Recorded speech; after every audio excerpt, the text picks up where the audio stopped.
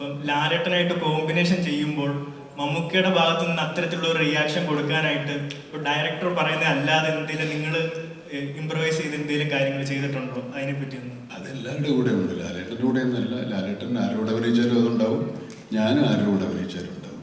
അങ്ങനെ റിയാക്ട് ചെയ്യണ്ടേ? പിന്നെ അഭിനയത്തിൻ്റെ എല്ലാ കാര്യവും സംവിധായകൻ പറഞ്ഞു തരണം എന്നില്ല.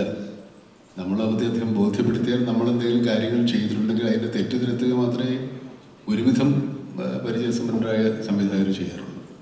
അല്ലാതെ എല്ലാവരും അപ്പുറത്തും ഇപ്പുറത്തും മാറിയുന്ന മോണായിട്ട് കാണിക്കുമെന്നുള്ള ഡയറക്ടർ നമ്മുടെ അടുത്ത് നമ്മുടെ സീൻ വായിച്ച് നമ്മൾ പറഞ്ഞ് മനസ്സിലാക്കി അതെങ്ങനെ ചെയ്യും 1, 2, 3 പ്രാവശ്യം കണ്ട് എന്തെങ്കിലും തെറ്റുകളുണ്ടെങ്കിൽ തിരുത്തി അങ്ങനെ ബോധ്യപ്പെട്ടതിന് ശേഷമേ ഇത് ടേക്കായിട്ട് വരും.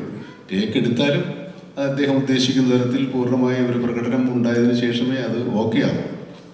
അപ്പോൾ അത് നടന്മാരുടെയും സംവിധായകരുടെയും ഒക്കെ ചുമതലകൾ നിർവഹിക്കലാണ്.